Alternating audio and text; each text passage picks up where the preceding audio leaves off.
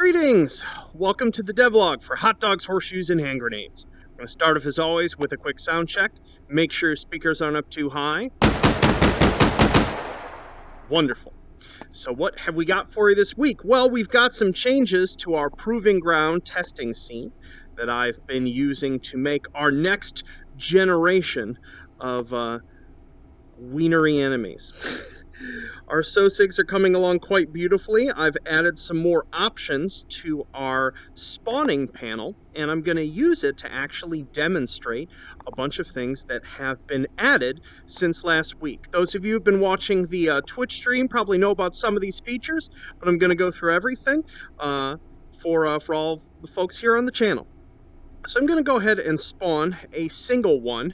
They spawn randomly in the scene here, so we'll probably have to go... Okay, he's back here. So let's go ahead and activate his... Actually, no, we'll work on disabled first. So let's first take a look at damage and stuff that has changed with them. So last week we saw that we can do sort of sideways joint breaks and things like that. Well, almost immediately after, I added a few more ways that we can damage these. For one, we can actually, instead of having to bend a joint sideways like this, we can actually twist a joint like so. Oh, that's a dead wiener. To kill them like that, you know what, I'm gonna go ahead and add 5 of these to play with, and I'm gonna set them to wander. They wander around a whole bunch. They've got some little walking sounds, as you can hear. They sort of crouch and take cover when they get where they're going. And we can do a bunch of other things in terms of joint breaks. So the back can be broken, like so. Let's throw him over there. And that's gonna... Oh, poor little wiener. He's now stuck in a prone position. Other types, like this, if we break the lowest joint here, bonk, throw him out there. He's now just hobbled, sort of like he has a leg broken, so he won't come out of a crouch position. And then finally with them, we actually have, you guessed it, full-blown joint severing. So we can grab 2 pieces, pull them apart, splush. And there you have it.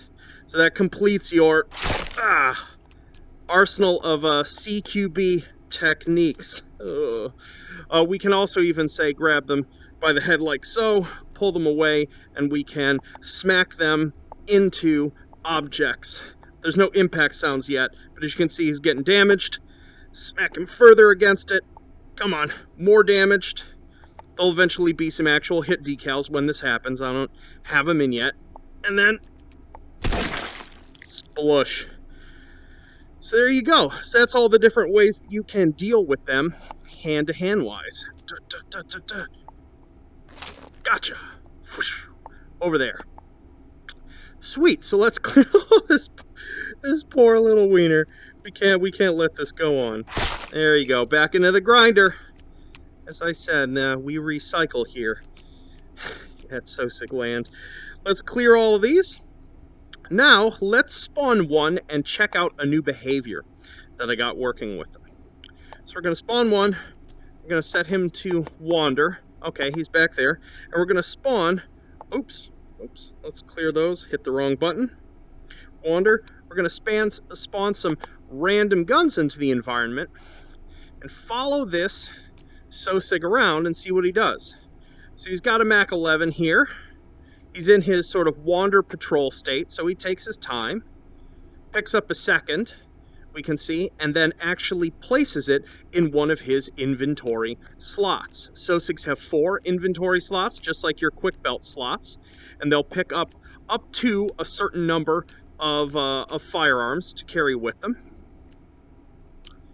And place those there. And we can see, notice how, even though he was carrying the Mach 11 before, he's now switched over to the AKM. Wonderful. And these are still fully interactable, so I can totally take one of these out, fire it, dump all of its ammo,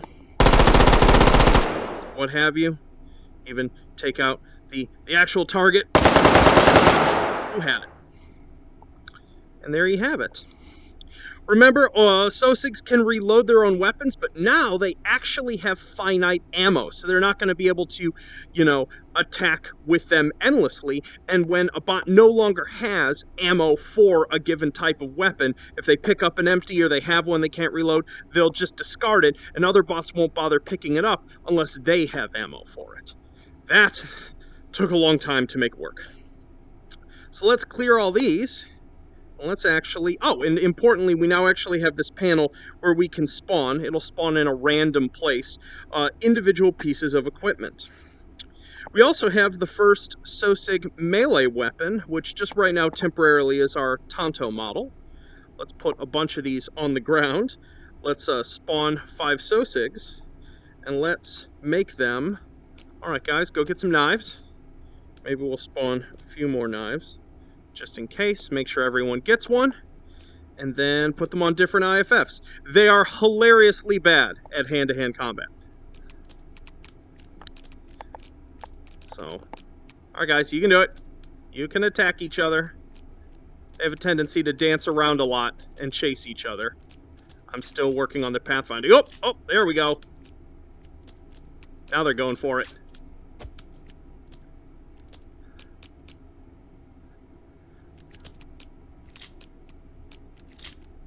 I know it's sort of eerily silent at the moment, but once impact sounds get in, it will actually be far more complete feeling. Oh man, that one's going ham. That one over there just looks confused. If you ever see, well, just so you know, if you ever see one that's just chilling here like this is not a broken agent. At the moment, this is a confused agent that once it shakes off its confusion or just dies, will get up and try to fight. Fight continues. Looks like they're getting quite damaged. Ooh! Brutal! Brutal! Looks like that one lost his knife, picked up another. And we have a wiener. Well done. Well done, Camo Wiener. This is your prize. Blap. Oh, that sound effect never gets old. And then, now that we have that, now that we have all of our different types of weapons, we've got weapon swapping working well, we can now do something where we, pop, say, 5 or 10 Sosigs in here, spawn a bunch of random guns. Let's let them go ahead and arm themselves before the fighting begins. Does everyone have looks like everyone's got at least one piece of equipment. A couple are getting some seconds. All right, fellas, go at it.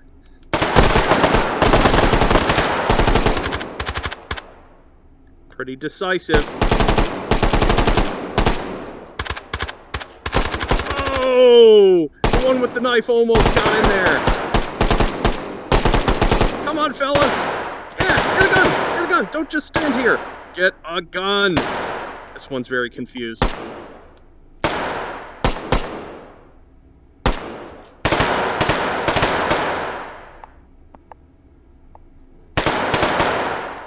They actually prioritize armed targets first. We gotta lower that confusion timer, I think. And we've got a winner. Figures it would be one in full armor. It wasn't very sporting. Let's go ahead and spawn some more.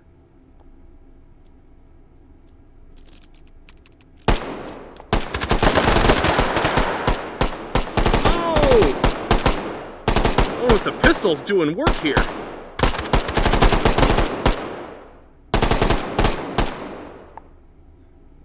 You know it.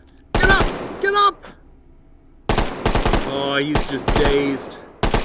He doesn't know what's going on. Basically, if they take a really hard hit to the head, it has a concussing effect, and they just chill around. But obviously that takes a little too long. They're not quite recovering from it. You right there, buddy? You wanna fight? He's right over there. Yep, no, that's a wall. Oh. I guess he just passed out.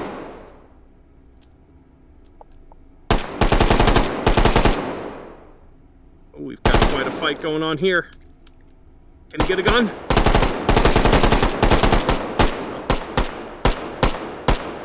I think you're definitely confused. Oh! Wow! Hey, fella, he's dead. Do you not... Pretty sure... Is it really? Oh. Ah, you know what? I just realized. Because I hit the, please stop it. Tried to talk there, buddy. I think, this is still a persistent bug, just so you know, that if you hit, Wander Fight and different IFFs, while there are corpses on the ground, eventually the bots will start identifying them as targets again. Idiots. I never said the Sosigs were smart.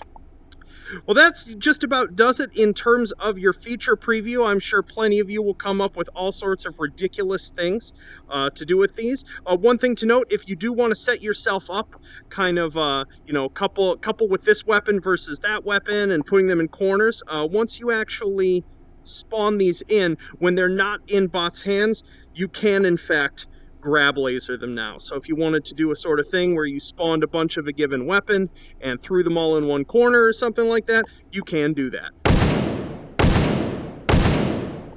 Wonderful. Alrighty, well, let's go ahead and jump out of VR now and take a look at what is likely to be coming next week. Yo!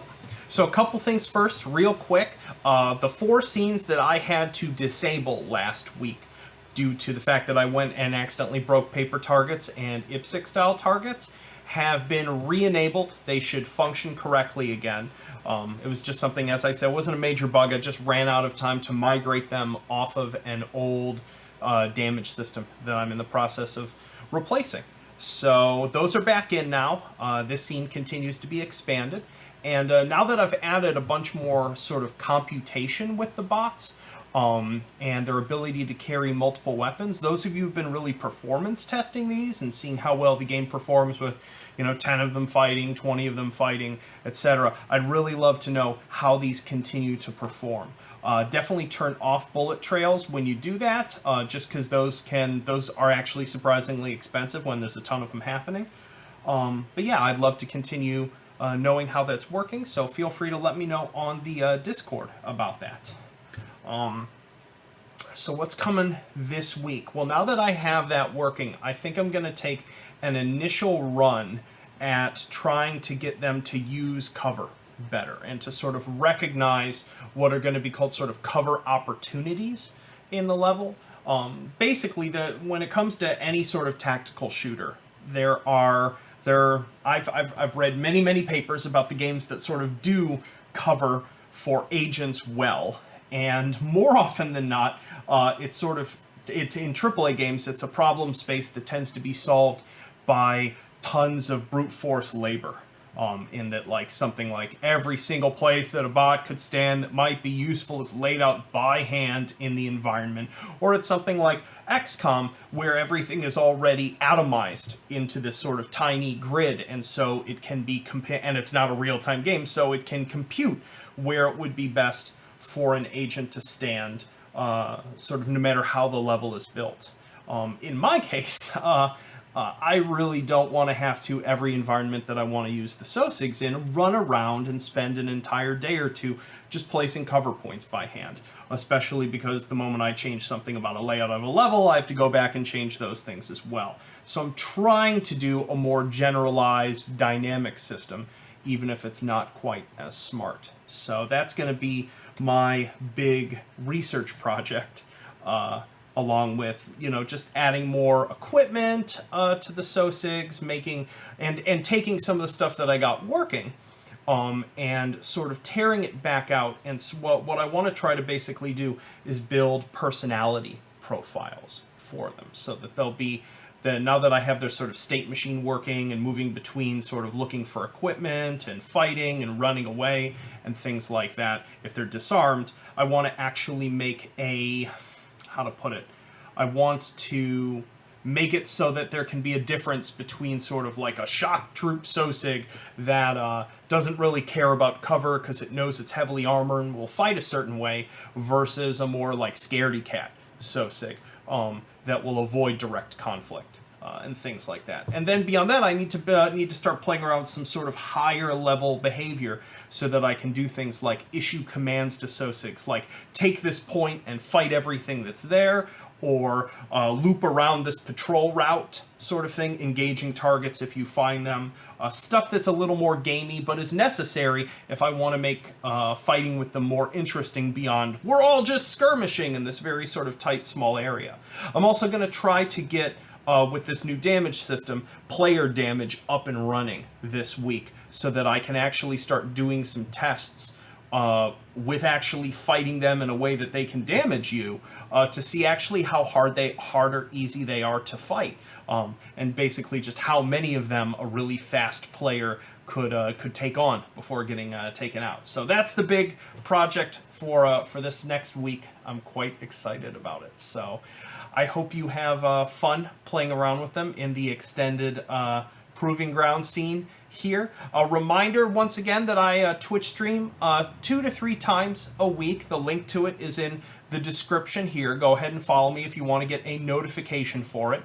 The most common times that I stream are somewhere between like noon and 3 p.m. PST.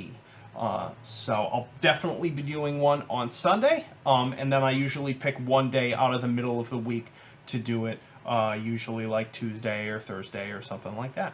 So hope to see you there. And yeah, so have fun doing horrible things to the wieners, and have a fantastic weekend, and yeah, peace.